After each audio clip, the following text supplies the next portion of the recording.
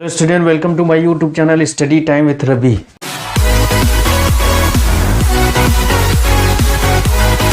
मैं हूं रवि कांतपाल। यदि आप मेरे चैनल पर नए हैं तो मेरे चैनल को सब्सक्राइब करें और मेरी वीडियो को लाइक शेयर उस पर कमेंट करें और नई वीडियो की नोटिफिकेशन के लिए बेल आइकन जरूर दबाएं। तो आइए आज एक टॉपिक लेके आऊँ क्लास 12 के फिजिक्स का। चैप्टर है संधारित्र तथा परावैद्युत। उस चैप्टर से संबंधित कुछ महत्वपूर्ण एनसीईआरटी क्वेश्चन लेके आया हूँ। Some important NCERT question related to chapter capacitor and dielectrics. तो आइए कुछ महत्वपूर्ण प्रश्नों को के बारे में जानते हैं। इसमें पहला प्रश्न है, 9 पिको फैराड धारिता वाले 3 संधारित्रों को श्रेणी क्रम में जोड़ा गया है। पहला सवाल इसमें पूछा है, संयोजन की कुल धारिता क्या है। दूसरा बी है, यदि संयोजन को 120 वोल्ट के संभारण से जोड़ा जाए तो प्रत्येक संधारित्र पर क्या विभवांतर होगा। तो इसमें दिया है कि 3 संधारित्र हैं जिनके संधारिता बराबर है, 9 पिको फैराड है। इनको श्रेणी क्रम में जोड़ा गया है। तो श्रेणी क्रम में जो तुल्य धारिता होता है, इसमें पार्ट ए यानी ए का सवाल जो है, पहला सवाल पूछ रहा है ए वाला, उसको ऐसे लगाएंगे कि तीनों श्रेणी क्रम में है तो तुल्य धारिता का फार्मूला होता है 1/c बराबर 1/c1 plus 1/c2 plus 1/c3। अब इसमें मान रख देंगे, सबका मान जो धारिता है उसका मान सबका बराबर है, 9 पिको फैराड है तो 1/9 प्लस 1/9 प्लस 1/9 लिख देंगे। इसको सॉल्व करेंगे, 1/c बराबर हो जाएगा 3/9 हो जाएगा, या c बराबर निकालेंगे 9/3 हो जाएगा, या इसको कहेंगे 3 पिको फैराड आ जाएगा। यानी तुल्य धारिता जब इनको श्रेणी क्रम में जोड़ा जाएगा तो संयोजन की कुल धारिता 3 माइक्रो फैराड होगी। अब इसके बाद अगला है बी वाला पार्ट, इसका है कि यदि संयोजन को 120 वोल्ट के संभारण से जोड़ा जाए तो प्रत्येक संधारित्र पर क्या विभवांतर होगा। तो हम लोग जानते हैं कि जब श्रेणी क्रम में जोड़ते हैं तो सब पर आवेश बराबर होता है, तो आवेश Q बराबर निकाल सकते हैं C गुणे V लिख सकते हैं। तो C का मान निकाला गया है 3 पिको फैराड, पिको कहेंगे 10⁻⁻12 इतना फैराड हो जाएगा। V का मान 120 वोल्ट दिया है, इसको सॉल्व करेंगे तो आएगा 3.12×36 हो जाएगा, 3.6 गुणे 10⁻⁻10 कूलम आ जाएगा। यानी इतना आवेश सभी संधारित्र पर होगा, क्योंकि श्रेणी क्रम में जोड़ा जाता है तो सभी संधारित्रों पर आवेश बराबर होता है। तो किसी भी संधारित्र पर विभवांतर बराबर होगा, क्योंकि प्रत्येक की धारिता बराबर है। तो लिख देंगे संधारित्र का विभवांतर, संधारित्र का विभवांतर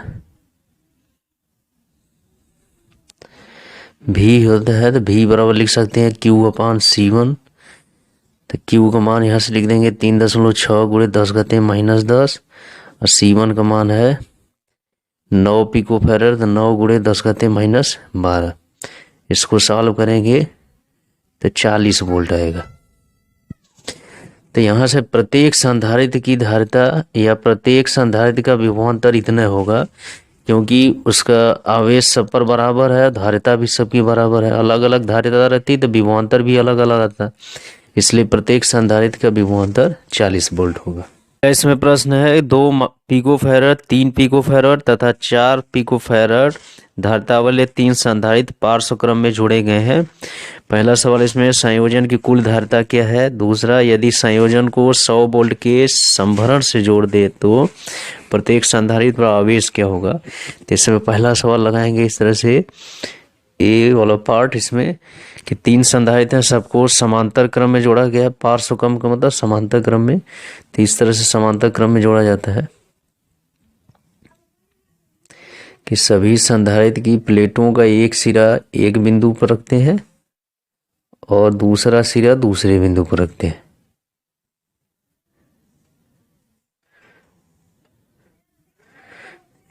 ए और बी 2 बिंदु है, इसके अंतर्गत जोड़ा गया है।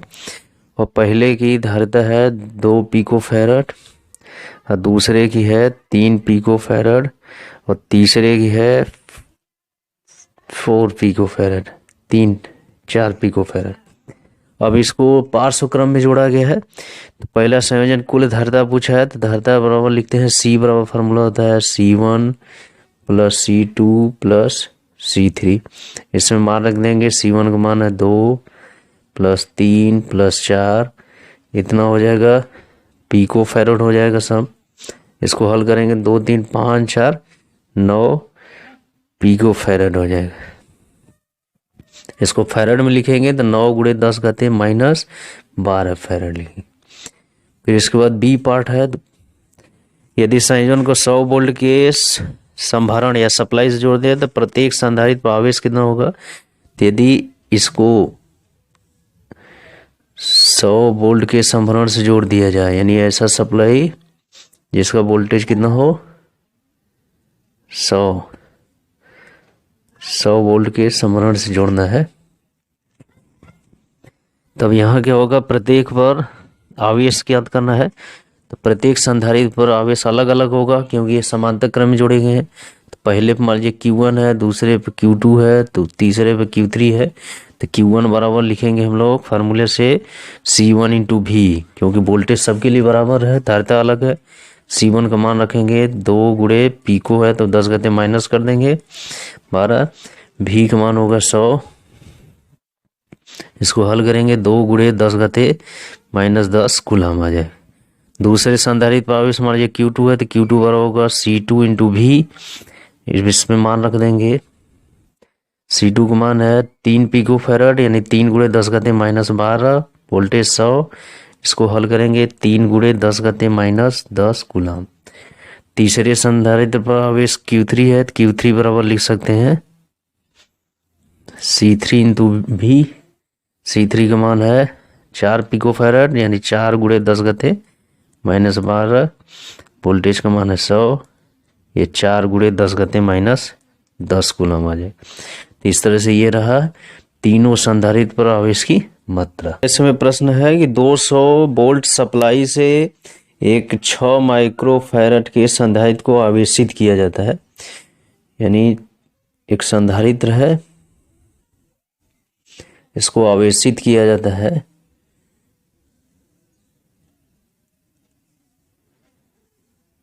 आवेशित किया जाता है 200 वोल्ट के सप्लाई से, और इसकी धारिता दिया है 600 माइक्रो फैरड को आवेशित किया जाता है। फिर इसके सप्लाई से वियोजित कर देते हैं तथा एक अन्य 600 पिको फैरड वाले अनावेशित संधारित्र से जोड़ देते हैं। तो इस प्रक्रिया में कितनी ऊर्जा का ह्रास होता है। तो पहले इससे जोड़िया जाता है, आवेशित किया जाता है। तो आवेशित किया जाता है तो इसमें वैद्युत ऊर्जा इसके अंदर संचित हो जाएगी। फिर इसको दूसरे अनावेशित संधारित्र से जोड़ दिया जाता है, इस तरह से जोड़ दिया जाता है। ये 6 पिको फैरड है, 600, और ये भी 600 पिको फैरड है। इसको इससे जोड़ दिया जाता है। ये अनावेशित है और इसको आवेशित किया जाता है इस परिपथ के अनुसार। ये इसका पिको फैरड है धारिता। तो यहाँ से सबसे पहले निकाल लेंगे कि प्रारंभिक संग्रहित ऊर्जा, प्रारंभिक संग्रहित ऊर्जा, संग्रहित ऊर्जा को दिखा दें U1। तो U1 बराबर लिख सकते हैं हाफ C1 V1 स्क्वायर। ये C1 का मान है और ये V1 का मान है वोल्टेज। यहाँ से हाफ C1 का मान रखें 600 पिको फैरड है तो 10 घाते माइनस 12 गुणे V1 स्क्वायर 200 का स्क्वायर। इसको हल करेंगे, गुणा करेंगे इसमें तो 2 3 6 हो जाएगा 3 बार में, 3 दूना के 6, यानी 6 गुणे, इसको सॉल्व करेंगे तो 2 3 6, ये 2 का स्क्वायर आएगा 4, यानी 12 हो जाएगा। 12 तो 10⁻⁻6 जूल हो जाएगी। यानी इतनी ऊर्जा जब इसको आवेशित करेंगे तो इसके अंदर इतनी संग्रहित ऊर्जा हो जाएगी। लेकिन जब इन दोनों को जोड़ दिया जाता है, अनावेशित संधारित्र से जोड़ दिया जाता है, तो यहाँ विभव के मान में परिवर्तन होगा। जब इसको वियोजित कर देंगे तो 200 वोल्टेज नहीं रहेगा, विभव का मान बदलेगा, तो यहाँ उभयनिष्ठ विभव दोनों का हो जाएगा। तो उसको निकाल लेते हैं हम लोग कि उभयनिष्ठ विभव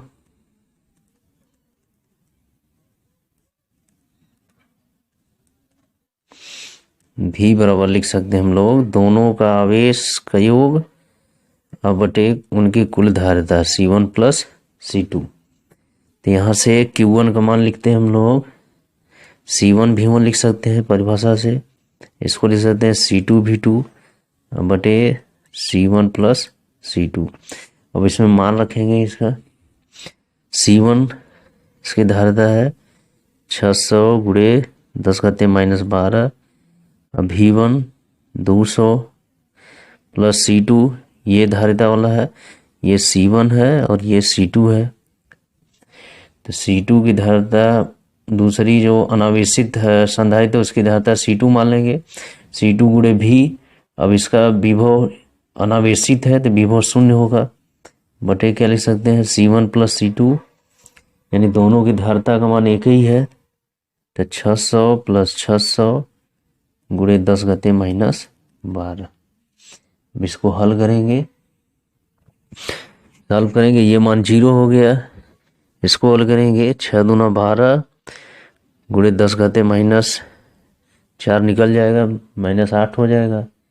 और यहाँ से 1200 हो जाएगा, 2 शून्य निकलेगा, -10 हो जाएगा।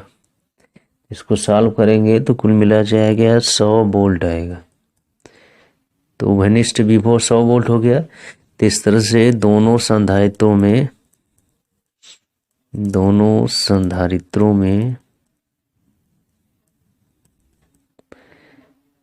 संग्रहित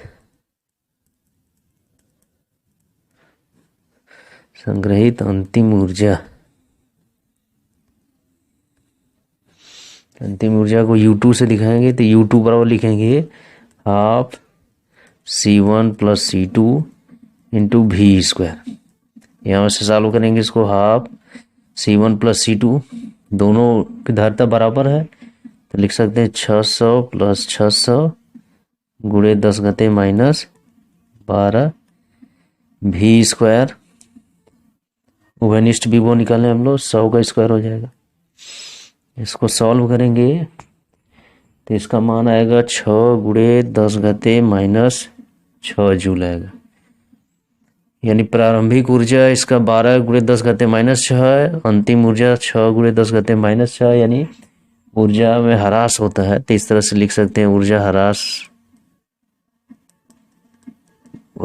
को डेल्टा U से दिखाएंगे, लिख सकते हैं U2 माइनस U1 बराबर। इसको सॉल्व करेंगे तो यही आएगा 12 - 6 गुणे 10⁻⁻6 बराबर 6 गुणे 10⁻⁻6 जूल है। इस तरह से इसको सॉल्व करते हैं। अब इसमें अगला प्रश्न है, निम्न चित्र में प्रदर्शित 4 प्लेटों में प्रत्येक प्लेट का क्षेत्रफल A मीटर स्क्वायर है तथा 2 संलग्न प्लेटों के बीच की दूरी D मीटर है। एकांतर प्लेटें पतले तारों से जोड़ी गई हैं। बिंदुओं A और B के बीच नेट धारिता ज्ञात कीजिए। तो इसके लिए इसमें क्या करेंगे कि देखेंगे कि ये 4 प्लेटें हैं। 4 प्लेट, और किसी भी संधारित्र का निर्माण 2 प्लेटों के द्वारा होता है। तो इसमें जैसे ये एक संधारित्र माना जाए, यदि पहली प्लेट और दूसरी प्लेट को मिला के, तो पहली प्लेट मान सकते हैं, ये दूसरा, तो ये A बिंदु पर जुड़ा है और ये B बिंदु पर जुड़ा है। फिर दूसरा संधारित्र मानेंगे ये वाला 2 और 3 के बीच में, तो ये पहली प्लेट इसको मानेंगे तो ये A बिंदु पर जुड़ा है, दूसरी प्लेट इस बिंदु पर जुड़ा है। इसी तरह से ये संधारित्र बनेगा तो ये प्लेट का पहला प्लेट A बिंदु पर, दूसरा B बिंदु पर।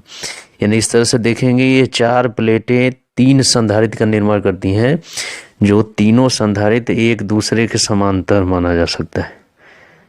इस तरह से, क्योंकि तीनों संधारित्र का एक सिरा एक बिंदु पे स्थित है और दूसरा दूसरे बिंदु पे स्थित है। जैसे यहाँ मान लिया जाए, इसको ए मान लिया जाए, इसको बी मान लिया जाए, तो पहले का देखा जाए तो पहला ये होगा, दूसरा प्लेट ये होगा, दूसरा बी पर जुड़ गया। अब इसके बाद इसमें देखेंगे तो दूसरा प्लेट ये हो जाएगा, कॉमन इसमें है, और तीसरा प्लेट ये हो जाएगा। तो तीसरा कहाँ इस जुड़ा है, 3 पर जुड़ा है, तो 3 पर इसे जोड़ सकते हैं। और दूसरा वाला बी पर जुड़ा है, दूसरा वाला दिख रहा है बी से। फिर उसके बाद तीसरा ए से जुड़ा है, तो तीसरा इधर रहेगा, ए से जुड़ गया। फिर ये चौथा बचा, इस तरह से जुड़ गया। यानी इसमें 3 संधारित्र समांतर क्रम में संयोजित होंगे। तो इसमें बताना है कि ए और बी के बीच का नेट धारिता बताना है। तो ये समांतर क्रम है, तो नेट धारिता सी लेंगे, तो सी को लिख सकते हैं C1 + C2 + C3। तो ये समांतर प्लेट संधारित्र है, सबका क्षेत्रफल ए दिया है, उनके बीच की दूरी डी है, तो उसकी धारिता होता है ε0 A/d होता है समांतर प्लेट संधारित्र की धारिता। तो इस तरह से 3 है, तो तीनों की धारिता बराबर होगी, तो लिख सकते हैं ε0 A/d + ε0 A/d। इस तरह से इसका मान आएगा 3 ε0 A/d आ जाएगा। तो इस तरह से इस प्रश्न को हल करेंगे। इसमें अगला प्रश्न है कि एक समांतर प्लेट संधारित्र की प्रत्येक प्लेट का क्षेत्रफल a है तथा उनके बीच की दूरी, प्लेटों के बीच की दूरी d है।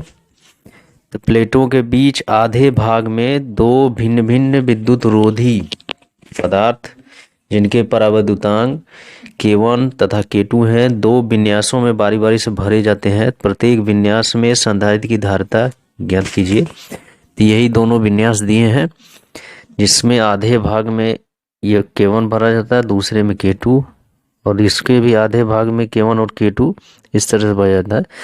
तो ये पूरे क्षेत्रफल में नहीं होता है, प्लेट के आधे क्षेत्रफल में ये रहेगा और आधे क्षेत्रफल में ये है, और ये पूरे क्षेत्रफल में है, लेकिन इन प्लेटों के बीच की दूरी जो है उसके आधे आधे भाग में स्थित है। तो इस तरह से ये 2 संधारित्र के रूप में कार्य कर सकता है। तो पहली संधारित्र इधर वाला की धारिता यदि C1 लिया जाए, तो C1 बराबर लिख सकते हैं हम लोग कि समांतर प्लेट संधारित्र की धारिता होता है ε0 A/d होता है। लेकिन यहाँ क्या होगा कि ε0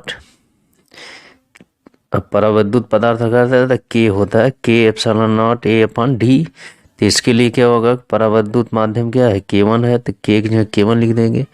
ε0 A क्या होगा कि पूरे प्लेट का यहाँ से लेके यहाँ तक क्षेत्रफल A है, आधे भाग में रखा है, तो क्षेत्रफल क्या होगा, A/2 होगा।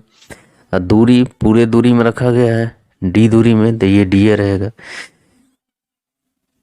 फिर इसके बाद C2 का मान कितना हो जाएगा, C2 बराबर होगा इसी तरह से K2 ε0 A/2 × d हो जाएगा। तो ये दोनों संधारित्र जो होंगे ये समांतर क्रम में स्थित है। पहले अरेंजमेंट में, पहले चित्र में दोनों समांतर क्रम में स्थित है। ये C1 हो गया और ये C2 हो गया, इसलिए इनकी तुल्य धारिता C बराबर लिख सकते हैं हम लोग C1 + C2 लिख सकते हैं। तो यहाँ से इसका मान रखेंगे K1 ε0 A/2 + K2 ε0 A/2/d। इसको सॉल्व करेंगे तो ε0 A/d कॉमन होगा, 2 भी कॉमन होगा, तो यहाँ से लिख सकते हैं K1 + K2/2 कॉमन हो जाएगा, इधर हो जाएगा ε0 A/d हो जाएगा। तो ये दोनों प्लेटों, ये तुल्य धारिता इसकी होगी। अब इसके बाद दूसरी स्थिति में देखेंगे हम लोग कि दूसरी में जो समांतर प्लेट, 2 समांतर प्लेटें होंगी, 2 संधारित्र के रूप में रहेगा। तो C1 इसमें मान लीजिए पहली प्लेट की धारिता C1 है, दूसरी की C2 है संधारित्र की। तो C1 बराबर क्या लिख सकते हैं इसमें कि परावैद्युत पदार्थ का माध्यम K1 ε0 A, क्षेत्रफल पूरा होगा क्योंकि पूरे क्षेत्रफल तक ये भरा गया है पदार्थ, / d। अब ये दूरी, प्लेटों के बीच की दूरी आधा हो जाएगा, यानी d/2 हो जाएगा। इसी तरह C2 हो जाएगा K2 ε0 अपान डी अपान 2 हो जाएगा। तो ये दोनों संधारित्र श्रेणी क्रम में जोड़े हैं, इसलिए इनका तुल्य धारिता C बराबर होगा, लिख सकते हैं हम लोग, फार्मूला होता है C1 C2 अपान C1 प्लस C2। अब इसमें मान रखेंगे K1 epsilon not A upon D/2 into K2 epsilon not A upon D/2। नीचे इनका योग कर देंगे, K1 epsilon not A upon D/2 plus K2 epsilon not A upon D/2। अब इसमें epsilon not A upon D common लेंगे तो दोनों है स्क्वायर हो जाएगा, इधर एक कॉमन लेंगे तो एक से कैंसिल हो जाएगा, तो epsilon not A upon D बचेगा, और यहाँ K1 इंटू K2 बचेगा, 2 भी कैंसिल हो जाएगा, 2 कॉमन ले लेंगे तो यहाँ से K1 और K2 को अलग लिखा जाए तो यह आएगा K1 K2 अपान K1 प्लस K2, इसको एक ब्रैकेट में कर दिए, और ये epsilon not A upon D आ जाएगा इस तरह। और ये 2 बचेगा क्योंकि 2 का स्क्वायर यहाँ 2 को गुणा हुआ तो यहाँ 2 लिख देंगे इस तरह से। तो इस तरह से इस प्रश्न को हल करते हैं। अगला प्रश्न, निम्न परिपथ में संधारित्र C की प्लेटों पर आवेश की गणना कीजिए। तो इसमें एक सेल है जिसका विद्युत भाग बल E है, आंतरिक प्रतिरोध R है, एक संधारित्र C इस तरह से जोड़ा गया है, इसमें 2 प्रतिरोध है R1 और R2। तो इस संधारित्र पर आवेश निकलना है। तो आवेश निकालने के लिए हमको क्या चाहिए, Q बराबर होता है C इंटू V, यानी C और ये C संधारित्र का मान दिया है धारिता V, यानी इन दोनों प्लेटों के बीच का वोल्टेज ज्ञात कर लें तो आवेश निकल सकता है। तो वोल्टेज निकालने के लिए क्या करेंगे, A और B के बीच का विभवांतर निकालेंगे। तो विभवांतर निकालने के लिए पहले धारा का मान निकालेंगे। तो परिपथ में धारा मान लीजिए I है, यदि परिपथ में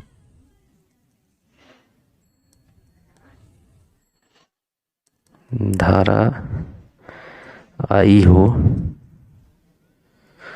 तो I बराबर लिख सकते हैं E विद्युत भाग बल है, E बटे परिपथ का तुल्य प्रतिरोध। तो ये जो प्रतिरोध है इसमें धारा नहीं प्रवाहित हो, क्योंकि ये प्लेट, दोनों प्लेट क्या है, विभक्तकारी प्लेट है संधारित्र का, आवेश का प्रवाह इससे होके नहीं जाएगा, यानी बस केवल प्रतिरोध इसमें R2 और R कार्य करेगा। तो इस तरह से दोनों श्रेणी क्रम में है, लिख सकते हैं R2 प्लस R।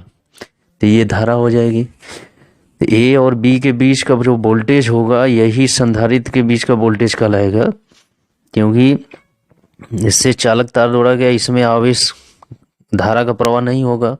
तो जब धारा का प्रवाह नहीं होगा तो इसमें विभव पतन नहीं होगा। तो इस तरह से A और B के बीच का जो वोल्टेज होगा वही संधारित्र की प्लेटों के बीच का विभव कहलाएगा, विभवांतर कहलाएगा। अर्थात R2 जो प्रतिरोध है इसके बीच का जो विभवांतर होगा वही विभवांतर प्लेट के बीच का होगा। अर्थात लिख सकते हैं हम लोग संधारित्र की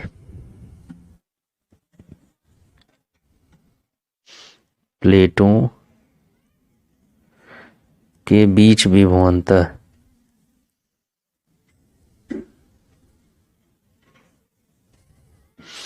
V होगा तो V बराबर लिख सकते हैं I गुणे R, R का मान R2 है, I का मान रख देंगे E बटे R2 plus R into R2। तो जब विभवांतर मालूम हो गया तो संधारित्र पर आवेश निकाल लेंगे, इसलिए संधारित्र पर आवेश